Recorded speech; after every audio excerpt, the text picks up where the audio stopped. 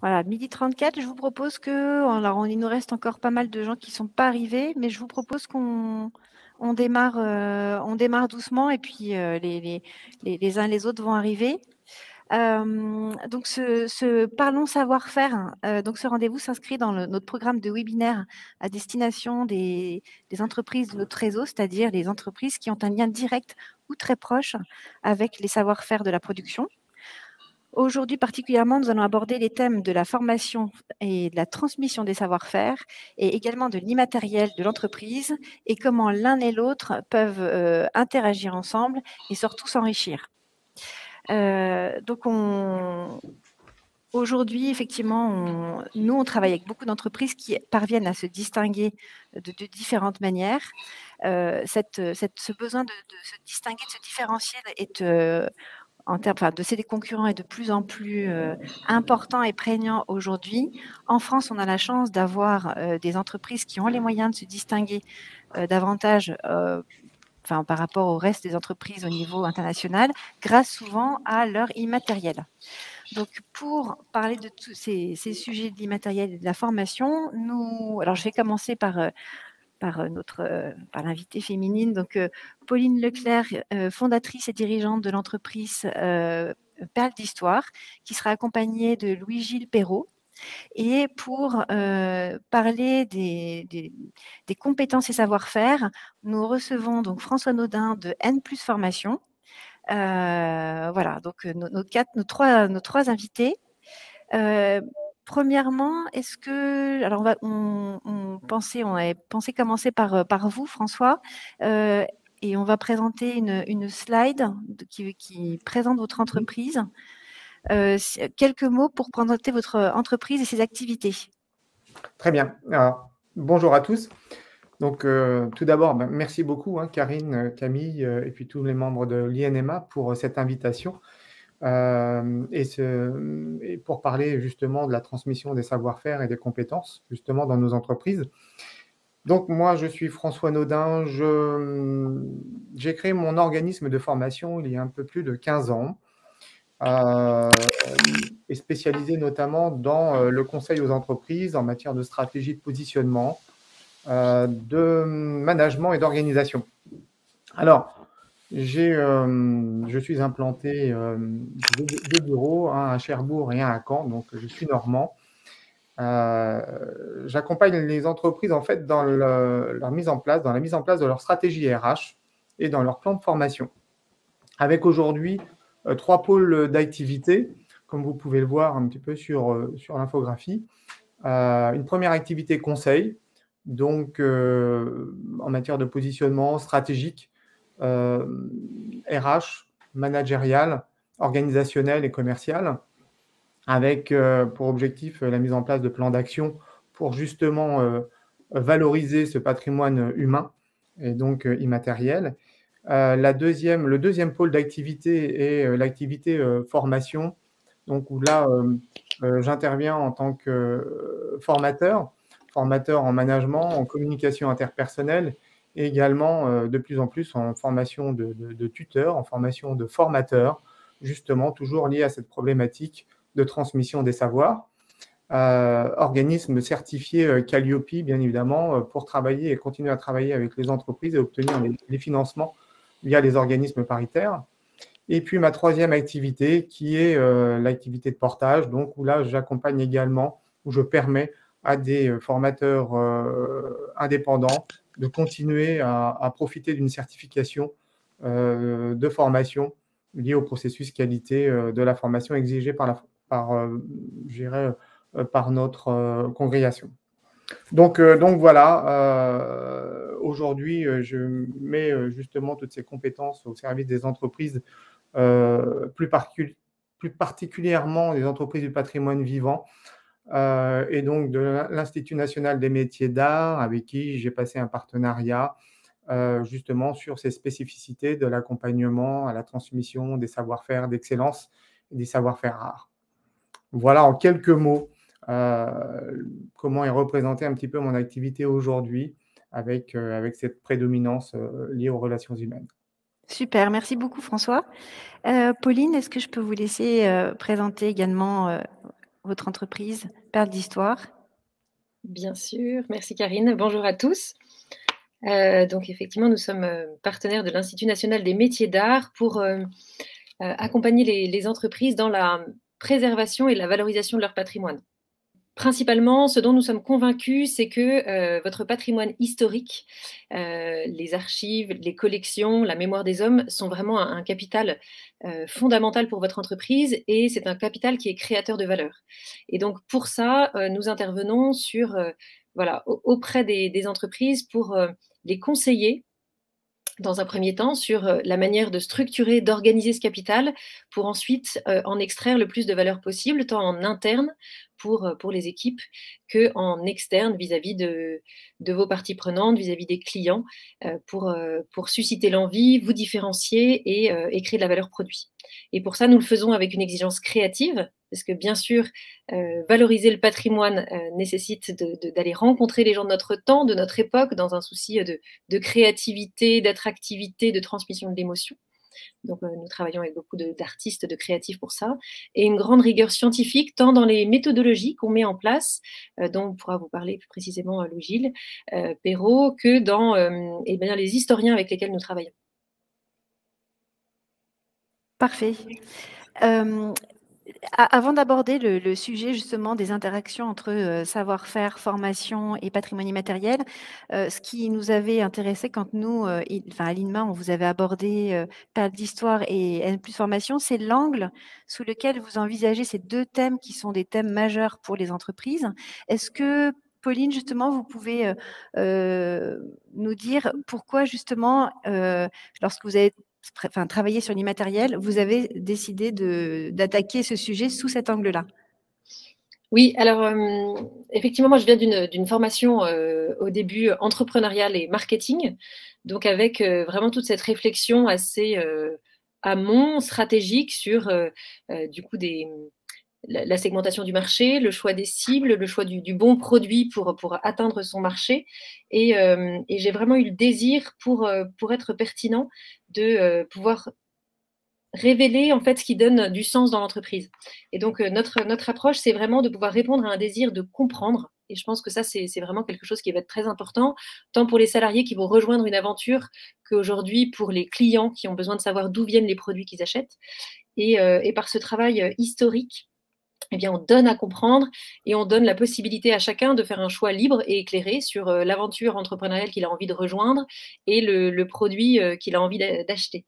Donc pour moi, c'était dans cette dynamique-là qu'effectivement, je me suis intéressée au patrimoine et à l'histoire qui donnent des éléments de compréhension et des éléments de sens. Et puis, un élément assez fondamental, et là, je rejoins N+ Formation, c'est l'attention à l'homme et la valorisation du savoir-faire, du talent humain. Et on ne peut que s'émerveiller à travers l'histoire des rebondissements, des inventions, de l'audace, des erreurs aussi parfois commises par nos ancêtres et qui nous inspirent aujourd'hui pour nous-mêmes tracer notre route, avoir l'audace de nous aussi nous projeter dans l'avenir. Donc voilà, merci pour cette question, ça m'a permis de réfléchir au pourquoi et à ce que ça peut apporter fondamentalement.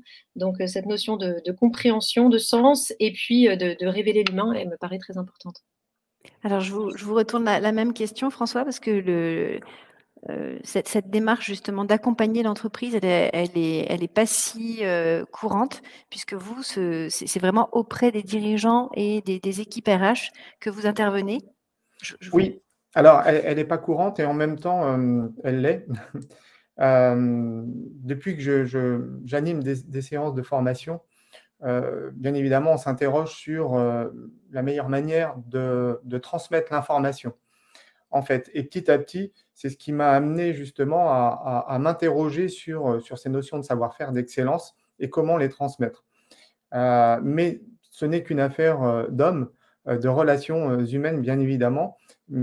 Par contre, derrière, il faut y mettre un cadre. Alors, je me suis intéressé justement à cette notion de forme de psychologie cognitive, justement, pour savoir de quelle manière on va apprendre le mieux possible et dans les meilleures conditions possibles. Donc, tout va se rejoindre, bien évidemment, avec les éclairages de perles d'histoire, bien évidemment. Mais petit à petit, à force de confronter un petit peu les situations, les expériences avec à la fois les collaborateurs, les salariés et puis les chefs d'entreprise, on s'est aperçu qu'on était face aujourd'hui à des difficultés d'enseignement et de parcours de formation. Et donc, par rapport à cela, bien, a commencé à émerger un petit peu des idées nouvelles et innovantes en matière d'accompagnement pédagogique, en se disant mais comment transmettre dans de bonnes conditions, sachant que les mentalités, les mœurs et les façons de faire et les façons de travailler ont changé. Mais pour garder malgré tout je dirais, ces talents ancestraux qui nous animent dans ce type d'entreprise. J'ai eu l'occasion d'accompagner des entreprises justement ayant un savoir-faire ou développant un savoir-faire rare. Et j'ai eu l'occasion également d'échanger avec les entreprises, notamment appartenant à l'ARSEN en Normandie, donc à l'Association régionale des savoir-faire d'excellence normand. Et de là, ils m'ont fait part un petit peu de leurs problématiques liées au recrutement. Et on va voir que tout est lié. Demain, pour pérenniser justement ces emplois, il faut penser recrutement. Et aujourd'hui, on a des difficultés à être attractifs. Donc, c'est toute une organisation, tout un état des lieux, tout un diagnostic de notre système RH et de notre fonction RH qu'il faut remettre sur la table et analyser pour pouvoir mieux l'accompagner. Et fort de ces problématiques liées au recrutement, disons, on trouve personne d'intéressé, on trouve personne dans nos activités qui sont souvent apparentées à des activités industrielles, donc où l'image est assez négative et péjorative. Et donc, ce qui m'a permis bien de repenser un petit peu nos parcours d'accompagnement. Et je vous en parlerai un petit peu plus par la suite. Voilà pourquoi l'intérêt pour ces entreprises du patrimoine vivant, ces entreprises de savoir-faire d'excellence.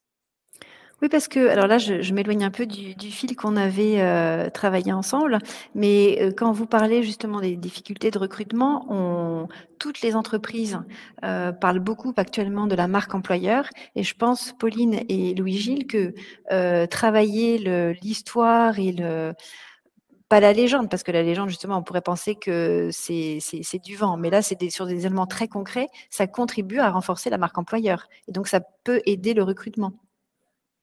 Oui, ça c'est quelque chose qu'on a vu, dont on est convaincu. Effectivement, c'est un vrai élément d'attractivité parce que ça permet d'incarner, de personnaliser l'entreprise qu'on va rejoindre.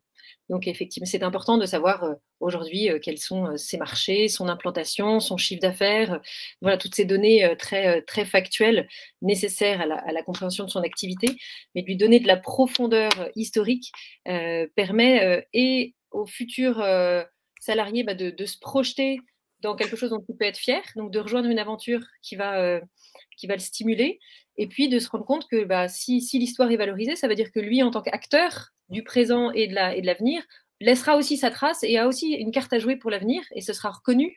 Et on a besoin de se sentir utile, hein, on le sait dans notre travail, sera reconnu voilà, pour l'avenir. Donc effectivement, ce travail d'histoire et le travail de mémoire souvent qui peut être associé, de recueil de la mémoire et de recueil des savoir-faire, est un élément attractif pour les futurs salariés.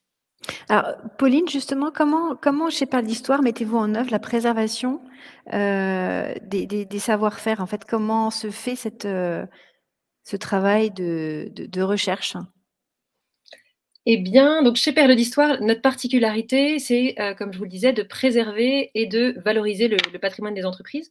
Et donc, très concrètement, en termes d'organisation, on a 2 pôles. Le pôle d'ingénierie historique, donc d'archivistique et d'histoire, dirigé par Louis-Gilles Perrault, qui a cette faculté, du coup, vraiment de structurer, d'organiser la ressource. Et ça, c'est vraiment un point indispensable pour pouvoir justement avoir une bonne transmission après des savoir-faire. Et puis, on a le pôle ingénierie culturelle, dans lequel qui en fait s'attache à la mise en valeur, voilà, de ce patrimoine et de ces savoir-faire, par là tout ce qu'on peut imaginer hein, comme thème de procédés culturels, que ce soit de la visite, que ce soit des expositions, de l'édition, des partenariats avec des institutions locales, du tourisme de savoir-faire, plein de choses peuvent être imaginées.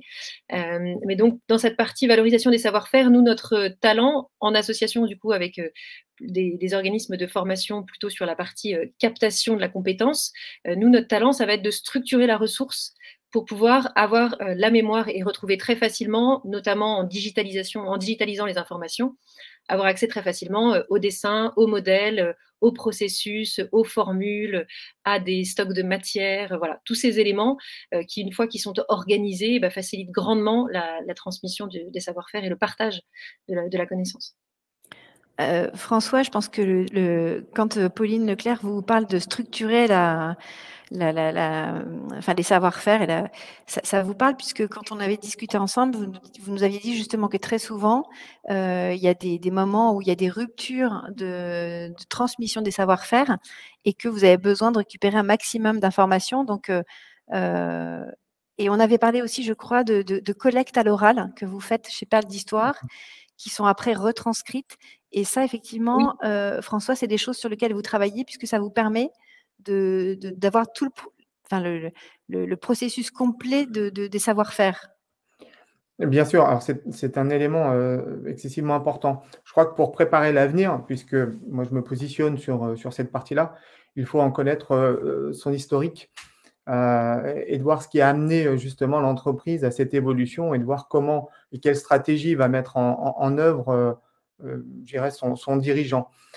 Donc le lien avec Perles d'Histoire, avec toute cette mise en avant, cette mise en scène justement de ce qui a fait l'entreprise jusqu'à aujourd'hui, elle est hyper importante, extrêmement importante pour préparer l'avenir, en disant mais voilà, qu'est-ce qu'on veut faire partager.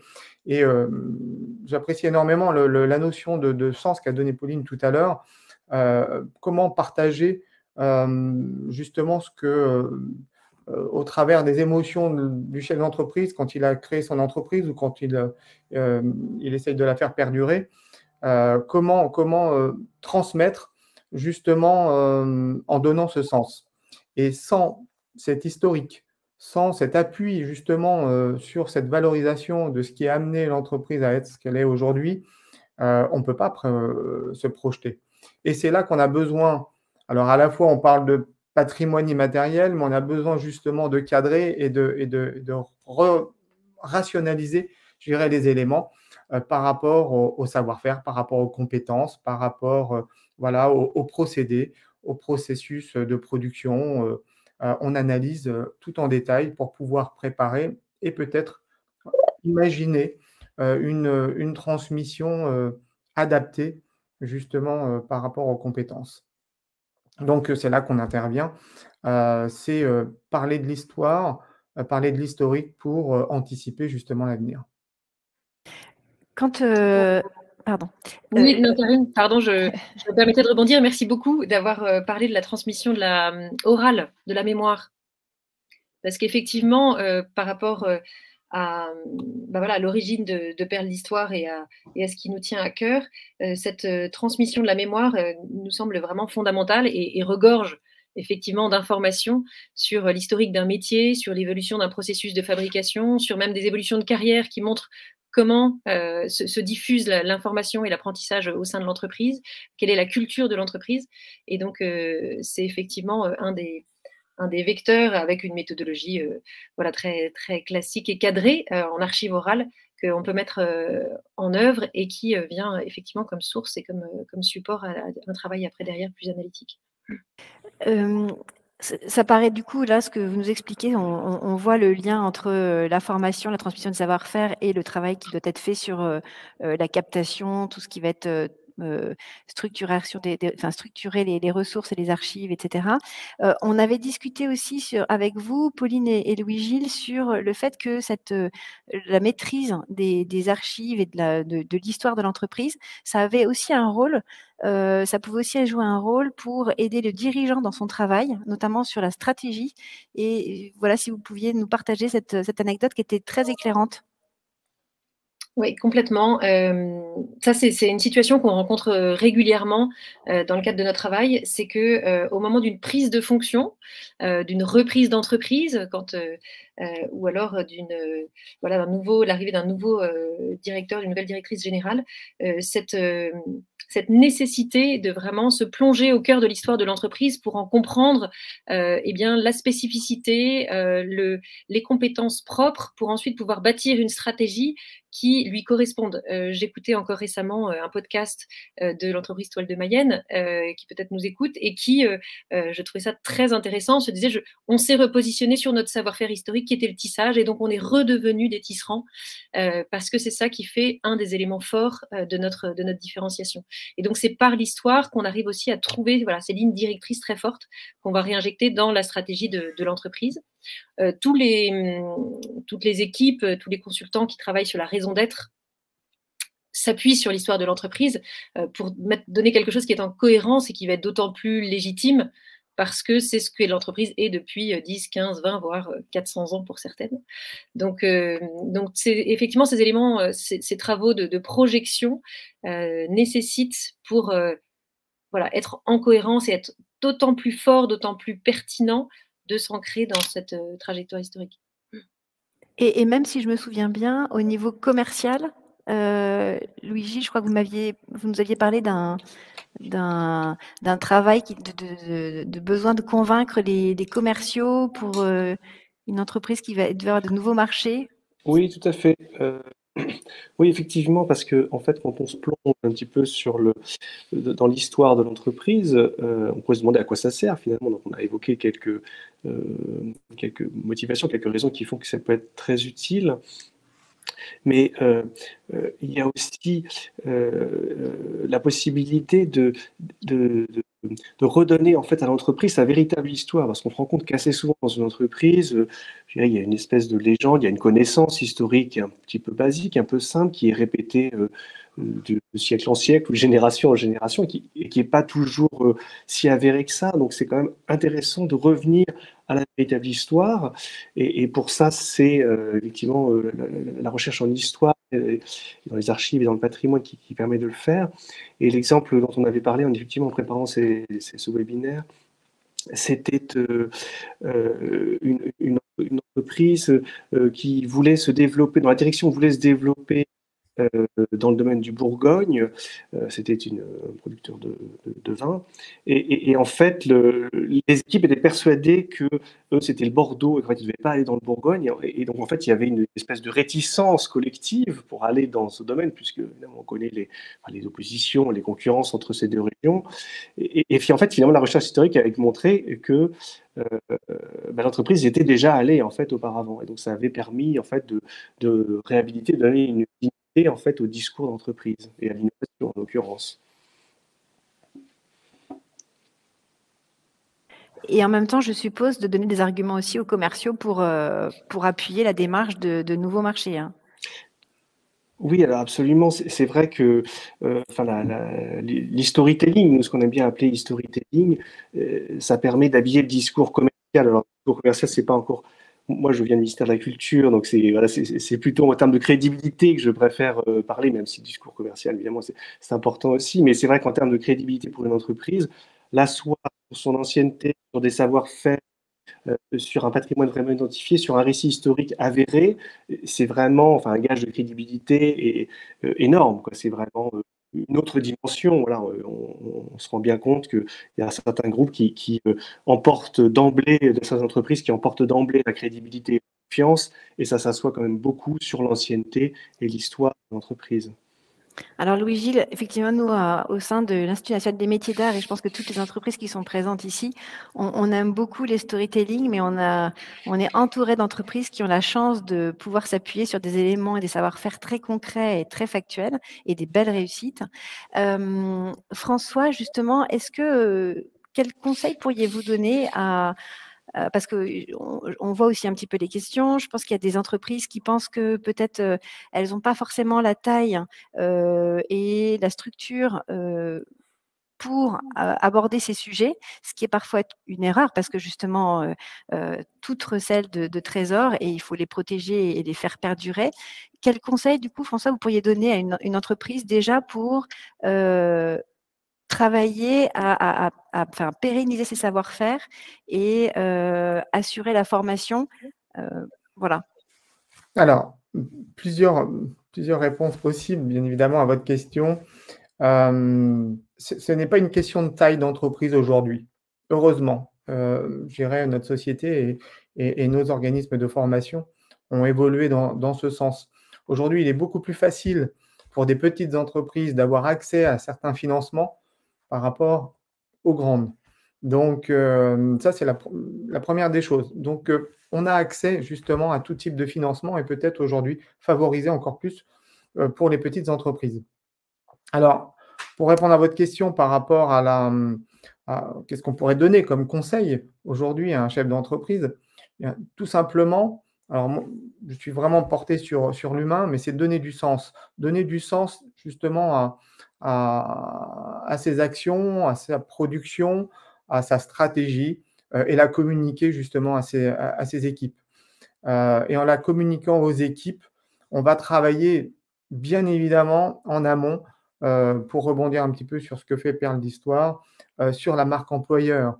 Cette fameuse marque employeur qui va, je dirais, solliciter peut-être un certain nombre de vocations à l'extérieur, peut-être, promouvoir, une façon de faire, une façon, de se développer, une façon d'aborder des marchés, peut-être différentes, ou d'enthousiasmer un certain nombre de collaborateurs ou de personnes pouvant, ou étant susceptibles de rejoindre l'entreprise. En fait, c'est ce partage de sens. Le chef d'entreprise aujourd'hui, il est allé se conforter dans cette entreprise par passion. Aujourd'hui, c'est ce qui l'anime. Et malgré tous les travers, eh bien, on s'aperçoit que c'est cette passion la plus difficile à transmettre. Et donc, il va falloir la valoriser et se mettre à la place des futurs collaborateurs, puisqu'on parle de recrutement et de difficultés de recrutement, se mettre à la place des différents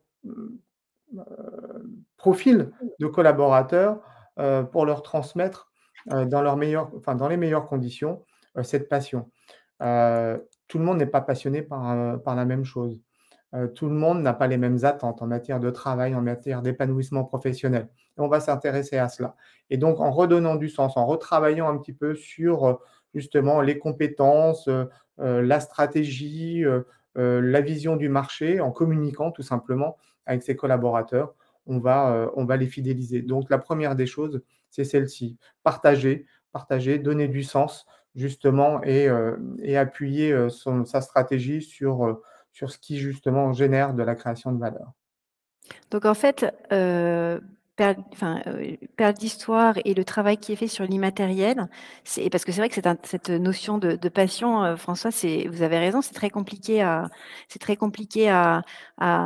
transmettre et à communiquer et souvent, on dit quand on a des entreprises qui ont un processus de transmission en interne et qui ont des collaborateurs qui transmettent, nous-mêmes, on a bien conscience que c'est une double compétence, à la fois celle de détenir le savoir-faire, mais celle d'avoir l'attitude pour bien transmettre le message et donc cette compétence de pédagogie.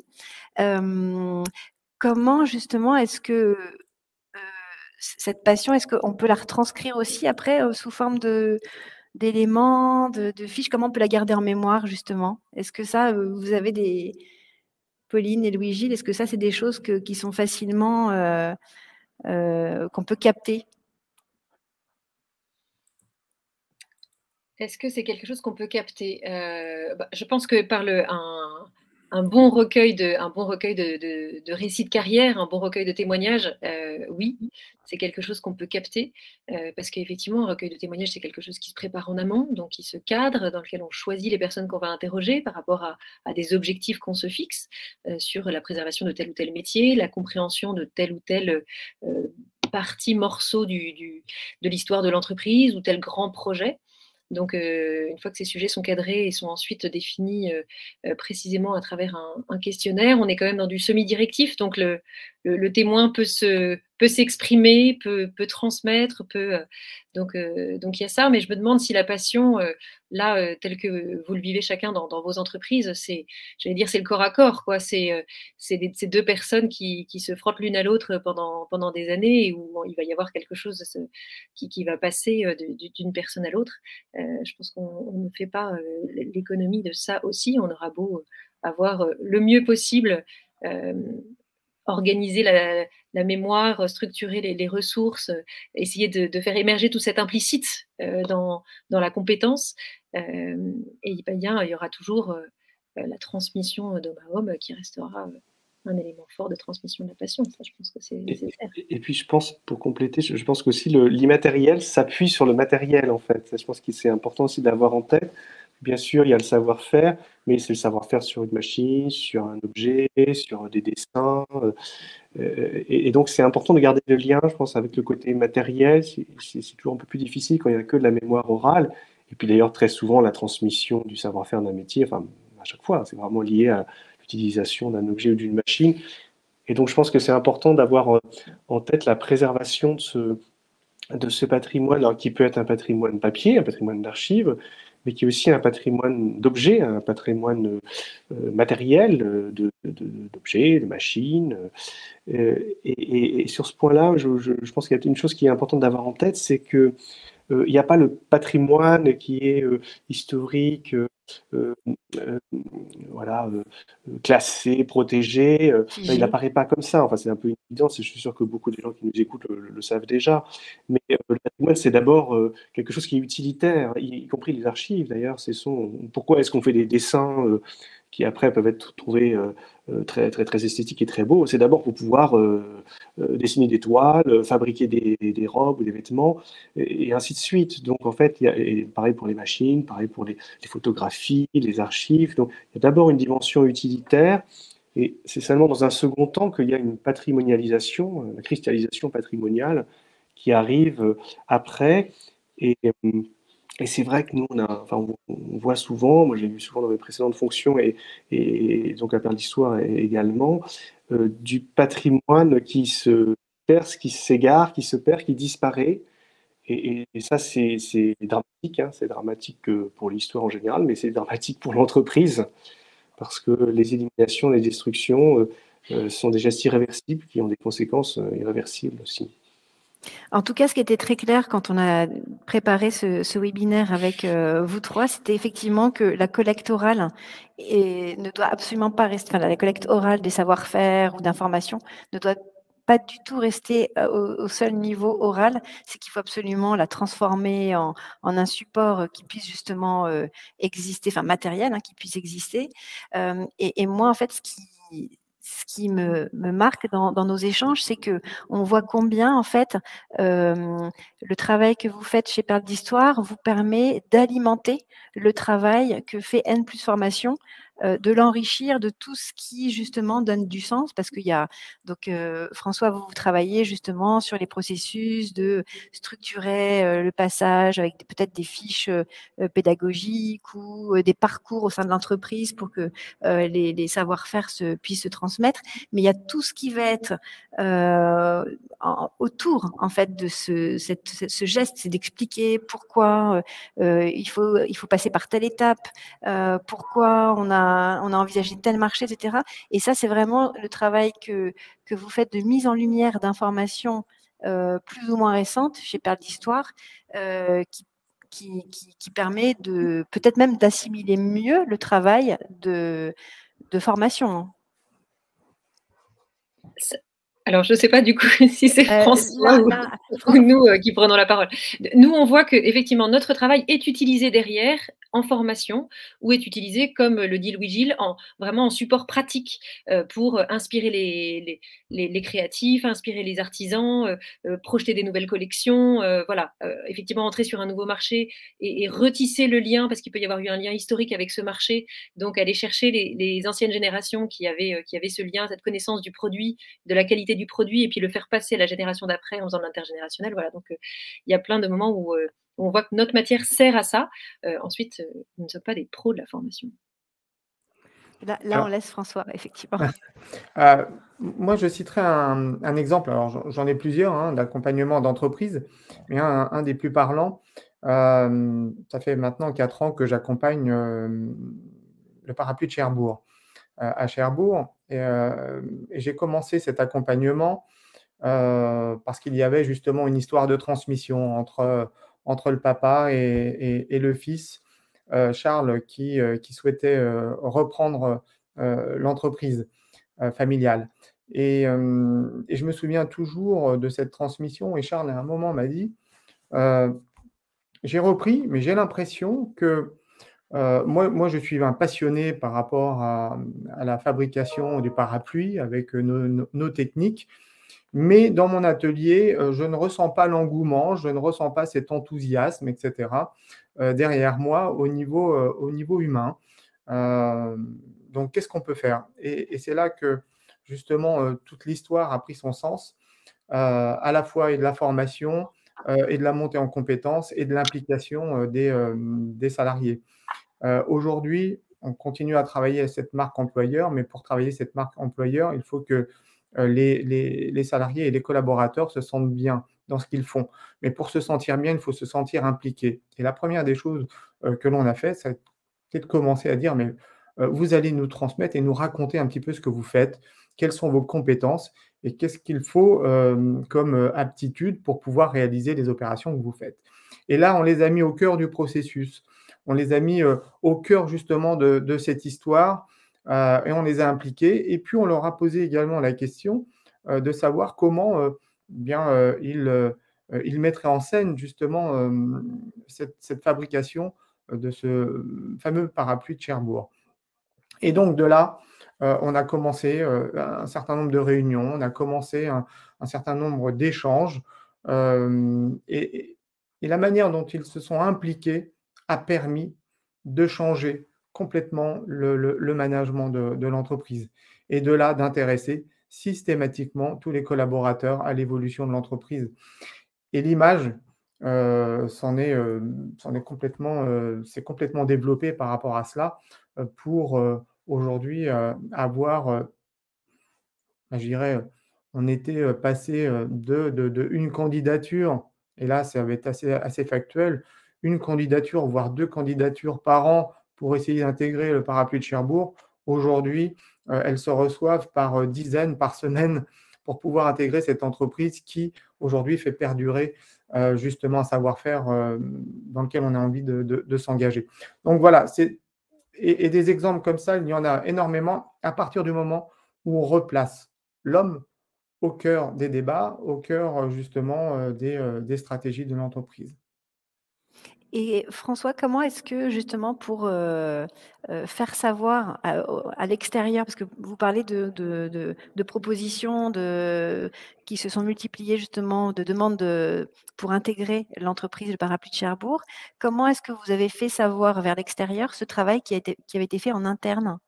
Alors, je crois que la meilleure des informations, c'est celle qui vient de l'intérieur et donc des collaborateurs qui échangent autour d'eux, et dans leur environnement, je dirais quotidien. Après, ça va être le travail justement de mise en lumière, des entreprises comme Perle d'Histoire et puis, de l'Institut national des métiers d'art pour pouvoir justement promouvoir ces savoir-faire. Et donc là, ça va être un tout et petit à petit, bah, c'est également aussi, une position sur le marché. À partir du moment où on est enthousiaste, où ça nous plaît de travailler dans une entreprise, pour vous dire que les forces sont décuplées, en matière de communication externe. C'est évident et donc, rendre encore plus attractif le produit, qui est fabriqué.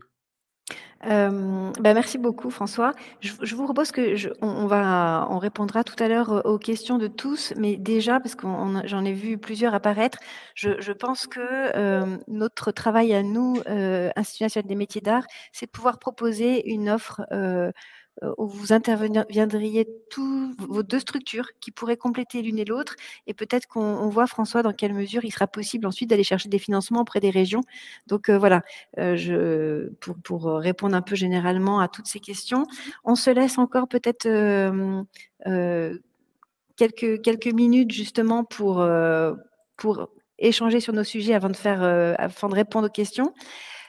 Pauline et Louis-Gilles, quels conseils vous pourriez donner à des dirigeants ou des équipes justement qui seraient en charge ou qui seraient plus sensibles au sujet de l'immatériel sur un minimum de travail qu'ils peuvent faire, eux, pour préserver l'histoire de l'entreprise? Ce qu'il faut faire et surtout pas faire.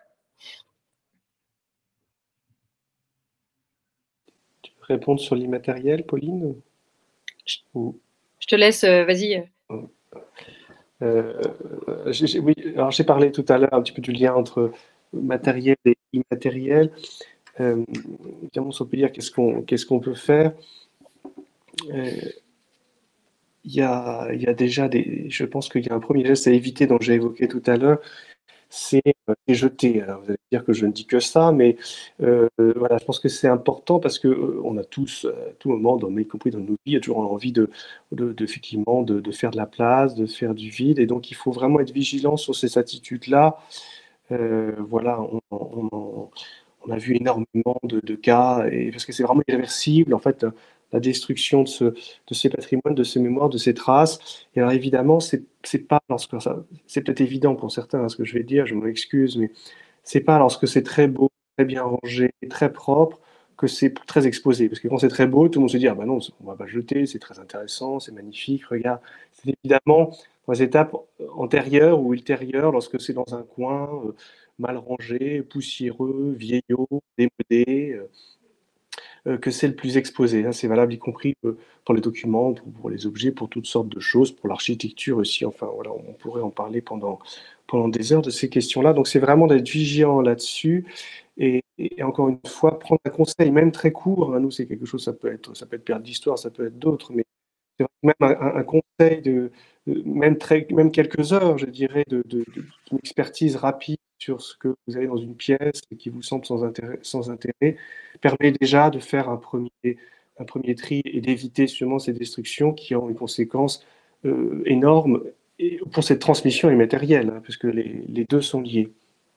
Et puis après, concrètement sur ce qu'on peut faire comme terme de méthode, un peu les bonnes pratiques très simples pour ne pas se perdre, et on n'a pas beaucoup de temps à y consacrer, bien évidemment. Je pense qu'on pourrait dire que dans un premier temps, c'est déjà de localiser où sont les ressources matérielles et immatérielles. D'ailleurs, localiser où est-ce que c'est, ça c'est pas si simple finalement, mais c'est une question à laquelle en général on a la réponse, mais il faut quand même se la poser. Localiser. Ensuite, identifier. Qu'est-ce que c'est? Est-ce que ce sont des dessins? Est-ce que ce sont des machines? Est-ce que c'est un document? Est-ce que c'est des photos? Est-ce que c'est telle ou telle personne? Est-ce que c'est des films? Voilà, identifier ce qu'on pourrait appeler la typologie un peu de ces éléments de patrimoine. Et puis, troisième attitude simple aussi, c'est quantifier. Voilà. Qu'est-ce que c'est comme volume? Est-ce qu'il y a 3 photos? Est-ce qu'il y a 2 salles remplies? Est-ce qu'il y a 15 personnes qui ont une mémoire à transmettre? Ou il y a vraiment 1 ou 2 personnes? Voilà. Et en fait, avec ces 3 éléments, localiser, identifier et quantifier, voilà, je pense qu'on peut déjà avoir la possibilité de faire la première étape pour préserver ce patrimoine matériel et immatériel. Mais est-ce que vous pensez, Louis-Gilles, que justement, parfois en interne, c'est les gens, les équipes en interne ou le dirigeant qui ont le plus conscience de la valeur de ce qui les entoure? Est-ce qu'il ne faut pas peut-être se mettre un moment dans la perspective de se dire, bon, moi, je le vois tous les jours, donc je ne me rends pas forcément compte. Oui, tout à fait. Mais c'est vrai que c'est la personne elle-même. En fait, en effet, c'est un bon exemple. C'est pas forcément le dirigeant, ça va être. Il y a différents types d'entreprises, bien sûr, qui nous écoutent, mais ça va être, je veux dire, l'ouvrier d'art qui va vraiment être tous les jours sur le métier, qui a peut-être le plus conscience de ce qui est important et qui a le plus de connaissances, effectivement. Donc, c'est identifier les bonnes personnes, et c'est pas toujours les personnes qui sont le plus à l'aise avec l'écrit. C'est vrai que l'importance aussi de l'oral, ils ont besoin d'un support matériel, hein, pour le cas d'un ouvrier, je sais pas, un ouvrier de porcelaine par exemple. Je m'excuse pour les autres domaines que j'ai pas cités évidemment, mais c'est juste un exemple. C'est vrai qu'il va être à l'aise avec la matière, mais il va pas forcément être à l'aise avec la parole et encore moins avec l'écrit. Parce que c'est pas son cœur de métier et c'est tout à fait normal. Donc, alors que le dirigeant, lui, va être plus à l'aise avec l'écrit et avec la parole, mais en fait, il ne sait pas les mêmes choses et il en sait peut-être moins, en l'occurrence, que la personne qui travaille. Donc c'est vrai que la démarche de l'enquête orale que nous pouvons faire, c'est justement interroger la personne, peut-être en l'occurrence, il faudra interroger l'ouvrier, mais il faut aussi le mettre en rapport avec son objet, parce qu'il va parler tout seul sans avoir à la main les dessins, les travaux préparatoires, les documents, les machines qu'il utilise. Donc c'est un dialogue entre le patrimoine matériel et immatériel. D'accord. Bon, on a bien compris, en tout cas, on ne jette pas comme ça sur Voilà. un coup de tête et on Appelez-nous. quantifie. Voilà, ok. Si je vous propose. Pardon. Oui, pardon, Karine. Effectivement, ce que propose Louis-Gilles, si on vous le donne, entre guillemets, sur ses premiers conseils, c'est parce que c'est vraiment l'étape indispensable et à travers laquelle nous, on va passer. Et là où, comme vous le disiez, ça peut être utile d'avoir un regard extérieur aussi, de se dire, tiens, et donc on a développé, nous, chez Perles d'Histoire, tout un outil d'analyse qu'on appelle la matrice patrimoniale pour arriver à objectiver des critères. Et cette matrice, elle est vraie à un instant T par rapport à des usages, par rapport à une organisation, par rapport à des objectifs de l'entreprise. Il va falloir la réactualiser régulièrement, revisiter en fait son patrimoine à travers cet outil d'analyse pour se dire, voilà, aujourd'hui, qu'est-ce qui a de la valeur et qu'est-ce qui va pouvoir créer de la valeur pour mon entreprise. Donc, on fait ce travail d'objectivation, mais déjà, de toute façon, nous, pour pouvoir travailler, et puis même l'entreprise, pour pouvoir s'appuyer sur son patrimoine, il faut qu'elle ait la main dessus. Et une des premières missions de l'archiviste, c'est de collecter. Et l'historien ne pourra faire aucun travail s'il n'a pas la matière première. Donc voilà, donc c'est vraiment le B à bas, mais qui est très, très structurant, très apaisant aussi, parce que du coup, on a la main sur les choses. Et voilà, et ça permet de voir le potentiel derrière, les dangers parfois, parce qu'on va découvrir des conditions de conservation qui parfois vont nous effrayer, en se disant mais zut, il faut absolument intervenir, c'est en train d'être bouffé par les petites bestioles, par la moisissure, quoi. Il faut le prendre vraiment au sérieux. Ou il y a telle personne qui est une mine d'or pour nous, et tant humainement que professionnellement, et elle va bientôt partir à la retraite. Voilà, ces listes de personnes un peu clés qu'il faut avoir à l'esprit. Et donc effectivement, c'est vraiment un premier travail de collecte, d'identification qui est fondamentale. Et n'hésitez pas même à tout mettre dans une même pièce. Si vous avez des choses un peu éparses à droite et à gauche, un peu dans le bureau du directeur, un peu dans l'atelier, un peu à l'usine, dans les stocks, à rassembler pour physiquement se rendre compte de qu'est-ce que j'ai, de commencer à identifier un peu des fonds. Donc effectivement, comme le disait Louis-Gilles, par typologie. Je mets tout ce qui est moule dans un coin, je mets tout ce qui est produit fini dans un autre, tout ce qui va être dessin dans un autre, archive administrative, voilà. Comme ça, on a des grands ensembles. Et avec ces grands ensembles, on peut commencer à se dire, voilà, qu'est-ce qui me sert au quotidien? Qu'est-ce que je vais prioriser dans mon process de production, dans mon process de valorisation? Et ça donne plein d'idées. Oui, parce que même les documents administratifs, on avait parlé de livres de compte, quand ils sont un peu anciens, ou même ça peut éclairer sur quels ont été les clients, l'historique justement des relations commerciales. Donc même ça, on garde. Ok, au-delà de la réglementation fiscale. Je vous propose qu'on passe aux questions. On a plusieurs questions de Madame Rodriguez, de Monsieur Bass sur justement vos prestations. Ce que je vous propose, peut-être Camille qui va nous rejoindre du coup pour ce sujet, c'est qu'on proposera de toute façon vous allez avoir nos adresses mail à la fin du chat. On va vous proposer une offre justement avec parce que je pense qu'on a vu quand même aujourd'hui à quel point vos deux compétences étaient liées et importantes. L'une enrichit l'autre. Donc, on va travailler avec vous sur une offre mutuelle. Et puis, François, on ira chercher des subventions auprès des régions pour les entreprises qui en ont besoin. Camille, du coup, je te laisse. Oui, alors nous avons quelques questions effectivement. La première de Didier Royce pour François. Est-ce que vous développez les nouvelles modalités de formation de type AFEST, Action de formation en situation de travail? Tout à fait. Et aujourd'hui, c'est une action de formation qui est promis un bel avenir. Je crois que ça va dans le sens de repenser un petit peu les processus de formation et d'accompagnement. Je vais même aller un petit peu plus loin. Dans la FEST aujourd'hui, c'est à l'usage de nos collaborateurs d'entreprise. Donc, voilà, c'est des actions de formation en situation de travail. Ça me semble intéressant parce que ça permet de finaliser et et de rendre une action de formation beaucoup plus spécifique par rapport à un savoir-faire. Alors, je m'entends par là qu'elle sort un petit peu de tous les parcours, je dirais, assez généralistes que l'on peut observer dans différents organismes de formation. Alors, c'est très bien, mais c'est généraliste. Aujourd'hui, la FEST permet justement de mettre l'accent sur la transmission de savoir-faire, mais spécifique à l'entreprise. Donc, dans ces actions de formation, on identifie bien évidemment des tuteurs, voire des formateurs internes. On les accompagne avec une pédagogie adaptée et justement en formant ces tuteurs et ces formateurs à la pédagogie et à la transmission des compétences. Et puis, on développe, et c'est là qu'on cadre également les actions, et c'est là qu'on fait un petit récapitulatif de nos compétences et des fiches de poste, justement, qui vont être excessivement importantes à gérer dans le plan de formation RH ou dans la stratégie RH tout simplement de l'entreprise. Ces fameuses fiches de poste, on les travaille ensemble, on regarde les points justement d'accompagnement et d'évaluation des compétences pour pouvoir inscrire ou les collaborateurs et aujourd'hui même les demandeurs d'emploi dans ce dispositif qu'est la FEST. Et en ce sens, on a développé notamment en Normandie, avec l'aide de la région Normandie, justement un système AFEST, mais à destination des demandeurs d'emploi. Donc, on va encore un petit peu plus loin et c'est mis en place et innové notamment sur le territoire normand. Très bien. J'ai répondu à la question, mais au contraire, l'AFEST, important. Très bien. De Didier Rolls, toujours une autre question pour Pauline.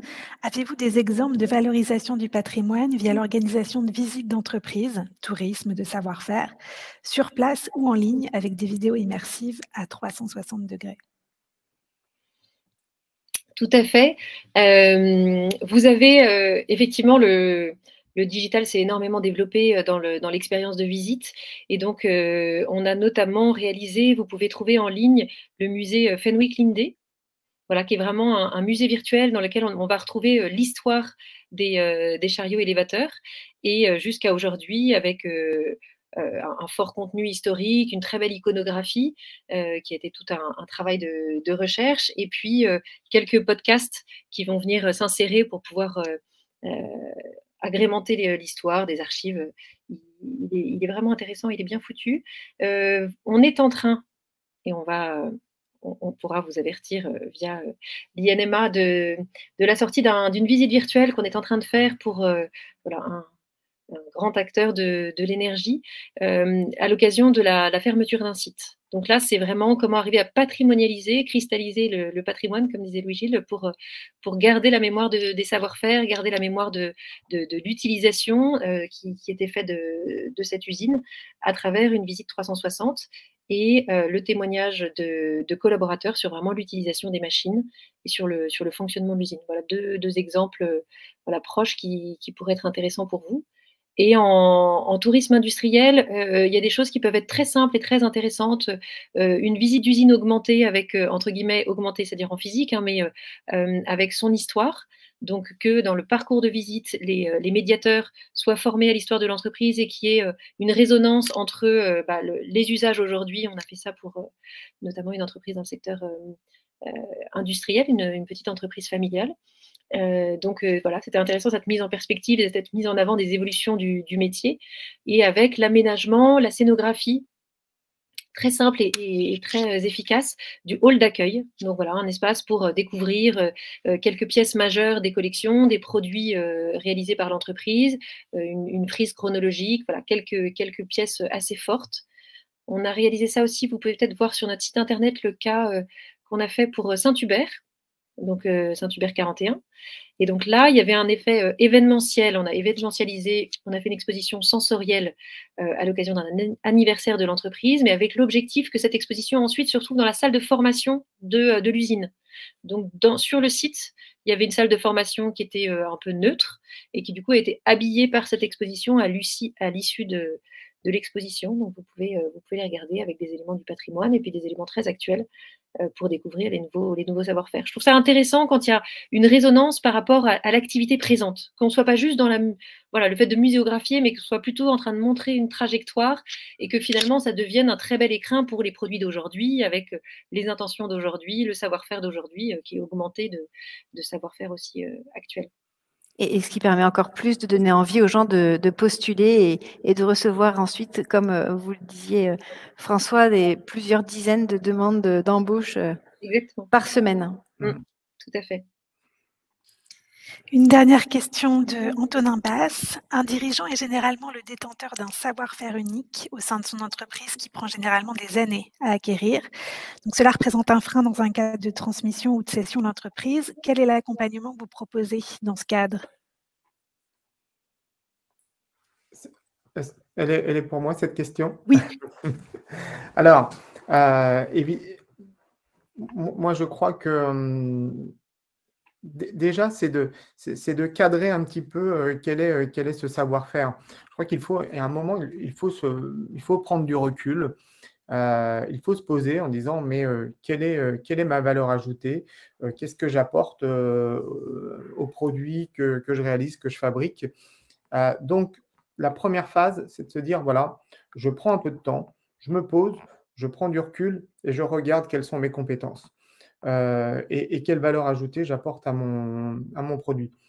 À partir de ce moment-là, alors déjà, il faut se mettre dans une démarche d'anticipation parce qu'en effet, on acquiert justement ces compétences-là et ce savoir-faire-là qu'au bout d'un certain nombre d'années. Donc forcément, dans la transmission, eh bien, ça va prendre quelques années également pour former. Et là, l'anticipation, elle doit être véritablement réaliste. C'est pour ça qu'aujourd'hui, on parle de plus en plus de GPEC dans les entreprises, donc de gestion prévisionnelle des emplois et des compétences. On sait pertinemment qu'on a des pyramides des âges qui sont vieillissantes dans les entreprises. Et malheureusement, dans beaucoup d'entreprises, on s'aperçoit au dernier moment, au moment des départs à la retraite, au moment des transmissions, en disant, mais qui derrière pour pouvoir assurer la succession ou assurer justement la pérennité de l'entreprise? Eh bien, souvent, on s'y prend au dernier moment. Je crois que ça s'anticipe. La gestion prévisionnelle des emplois et des compétences, mise en œuvre dans les entreprises, qu'elles soient petites, moyennes ou grandes, peu importe, est primordiale. Et c'est maintenant qu'elle doit s'anticiper, c'est maintenant qu'elle doit se réaliser, justement avec le chef d'entreprise pour pouvoir s'asseoir, se poser et clarifier et cadrer un petit peu toutes les compétences dont l'entreprise a besoin. Et il sera beaucoup plus facile après de les transmettre, bien évidemment, ou d'envisager un processus de formation qui permettra l'acquisition de ces compétences-là. Mais bien évidemment, elle ne se fera pas en une semaine ou 15 jours. Une action de formation peut se faire sur 15 jours, mais l'acquisition de l'expérience et des compétences va se faire sur quelques mois, voire sur plusieurs années. Merci François. Effectivement, c'est pour ça que nous, c'est aussi le but de nos webinaires, c'est qu'on l'a vu dans vos questions et dans vos les réactions des personnes qui ont suivi le webinaire. On sait que vous n'avez pas beaucoup de temps, que vous êtes très pris. Il y a des sujets sur lesquels on ne peut pas faire l'économie de prendre un temps de réflexion, de se poser et de faire appel à des partenaires qui vont vous accompagner pour vous aider justement à dépasser les problématiques. Alors, je réponds juste là à Magali Aube de Sonnet. Effectivement, il y aura un replay. Vous pourrez retrouver le webinaire sur la chaîne YouTube de l'INMA. Je crois, Camille, qu'on a fini les questions. Je pense qu'on aura encore plein de choses à dire, mais on a bien compris en tout cas l'importance de ces sujets. Je voulais vous remercier encore tous les trois pour vos interventions et le travail de préparation qu'on a fait en amont. Je vous invite également donc pour les entreprises à suivre le prochain webinaire qui aura lieu le 26 avril prochain, donc sur l'encadrement et la réglementation pour vous aider à travailler la zone Emirate. Et on aura donc notre experte qui animera ce réseau avec des experts du sujet. Voilà. Vous avez les adresses mail, je crois, à la fin du chat. Ça a été mis. Voilà. Écoutez, merci beaucoup. Et puis, nous, à bientôt. Donc, on va construire une petite offre pour ceux que ça intéresse. Et puis, pour les autres, rendez-vous le 26 pour un prochain sujet. Merci à vous. Merci. À bientôt. Au revoir. À bientôt. Au revoir, Karine. Merci. Au revoir à tous. Merci.